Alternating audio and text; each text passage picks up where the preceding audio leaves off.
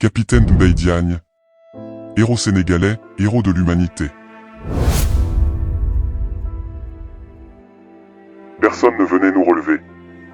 Nous étions littéralement abandonnés par le monde.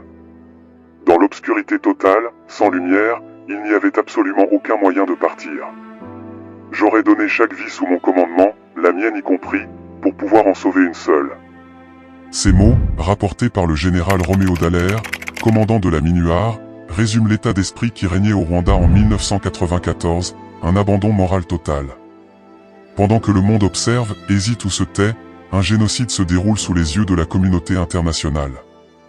En 100 jours, plus d'1 million d'hommes, de femmes et d'enfants sont massacrés.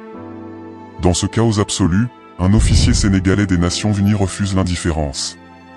Son nom, le capitaine Mbaye Diagne. Le génocide rwandais et le silence du monde. En avril 1994, l'avion du président rwandais Juvenal Habyarimana est abattu alors qu'il s'apprête à atterrir à Kigali. Cet attentat marque le point de départ d'une extermination planifiée. Les milices interahamwe, bras armés de l'idéologie extrémiste, dressent des barrages, fouillent les maisons, traquent les Tutsis et les opposants politiques. Les massacres se déroulent dans les rues, les écoles, les églises, les habitations. Malgré les avertissements répétés du général Roméo Dallaire, l'ONU décide de réduire drastiquement sa présence militaire. De plus de 2500 casques bleus, la mission est ramenée à environ 250 hommes. Le Rwanda est abandonné. Mbaye Diagne, un officier sénégalais hors norme. Mbaye Diagne naît le 18 mars 1958 à Koki, au Sénégal. Très tôt, il se distingue par son dynamisme, son courage et son sens profond du devoir. Il intègre en 1989 la première promotion de l'École nationale des officiers d'active, ENOA, symbole d'excellence et de rigueur militaire. Avant le Rwanda, il est envoyé en Casamance, région marquée par une rébellion armée.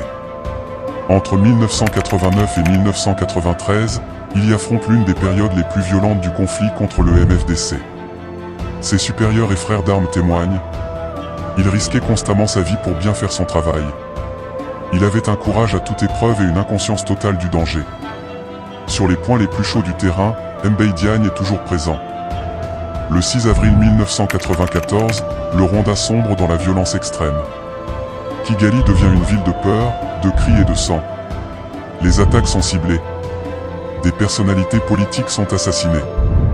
Le 11 avril, la première ministre Agathe Uwilingiyimana est attaquée à son domicile.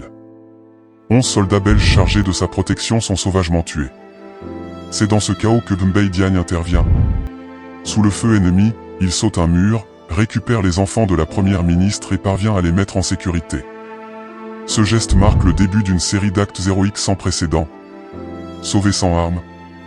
Mbaye Diagne n'a ni blindé, ni escorte armée. Son seul moyen de déplacement est un véhicule de l'ONU. Son unique protection, le drapeau bleu des Nations Unies. Il sillonne Kigali, franchit les barrages, négocie avec les miliciens, impose sa présence par une audace qui déstabilise ses adversaires. Des officiers de la Minuar témoigneront plus tard. Il traversait les barrages sans armes, seulement avec son courage. Là où Mbaye passait, la mort reculait.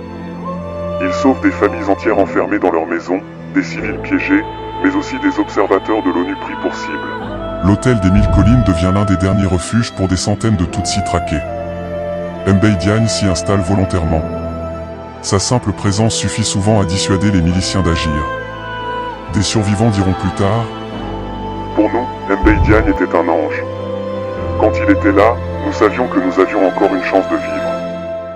Il fait de l'hôtel un point stratégique de protection et d'évacuation. Les missions de sauvetage. Le téléphone du quartier général de la Minuar ne cesse de sonner. Il y a des personnes enfermées dans telle maison. La réponse est presque automatique. Mbaye va y aller. Mission après mission, il se rend sur le terrain.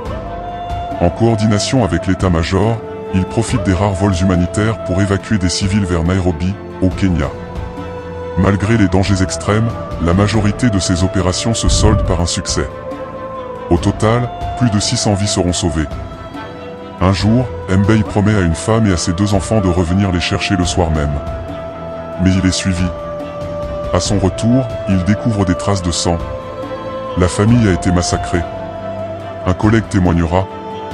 Il était inconsolable. mais il est reparti sauver d'autres vies.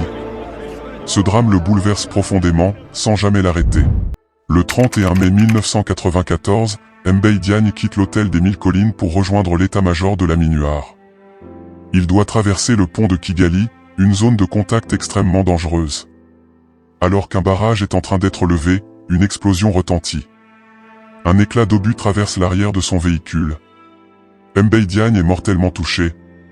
Pour la première fois depuis le début du conflit, les deux camps décrètent un cessez-le-feu afin de permettre l'évacuation de sa dépouille. Une mort qui ébranle Kigali. Kigali est sous le choc. Le général Roméo Dallaire s'enferme dans sa chambre, incapable de parler. Il dira plus tard: Mbaye Diagne était l'homme le plus courageux que j'ai jamais connu de toute ma carrière militaire. Un héros reconnu par le monde.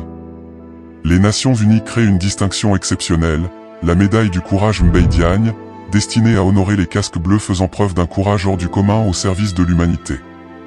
Une médaille portant le nom d'un homme. Un fait extrêmement rare dans l'histoire militaire mondiale. À titre posthume, le Sénégal lui décerne la croix de la valeur militaire avec étoile d'argent. De nombreux hommages sont rendus au capitaine Mbaye Diagne, tant au niveau national qu'international, pour saluer un courage hors du commun et un engagement exceptionnel au service de l'humanité. Au Sénégal, la nation reconnaît officiellement son sacrifice. À titre posthume, il est décoré de la croix de la valeur militaire avec étoile d'argent, la plus haute distinction militaire pour fait de bravoure. Lors des cérémonies officielles, ses frères d'armes lui rendent hommage, saluant un officier modèle, intègre et exemplaire. Son nom est donné à plusieurs infrastructures militaires et lieux de mémoire, notamment des centres d'instruction et d'entraînement destinés à former les nouvelles générations de soldats sénégalais dans l'esprit de discipline, de courage et d'humanité qu'il incarnait. Son exemple est régulièrement cité lors des journées des forces armées, dans les discours officiels et les formations militaires, rappelant son rôle et son sacrifice. Pour de nombreux militaires sénégalais, Mbaye Diagne représente l'idéal du soldat, celui qui place la vie humaine au-dessus de tout.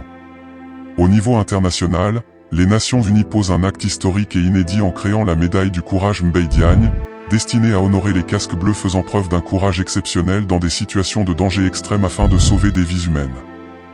Il est extrêmement rare, dans l'histoire militaire mondiale, qu'une médaille porte le nom d'un homme. Par cet acte, l'ONU reconnaît que Mbaye Diagne a sacrifié sa vie au service de l'humanité tout entière. Au Rwanda, son nom demeure profondément respecté. Des survivants continuent de témoigner de ce qu'il a accompli. Pour eux, Mbaye Diagne n'était pas seulement un casque bleu, mais un sauveur, un protecteur, un homme qui a choisi la vie là où la mort régnait. Malgré ces hommages, son histoire reste encore insuffisamment connue en Afrique et même dans son propre pays. On n'est jamais prophète chez soi. Pourtant, son sacrifice mérite d'être transmis dans les écoles militaires, les musées, les monuments, les rues, les camps, les livres d'histoire et la mémoire collective.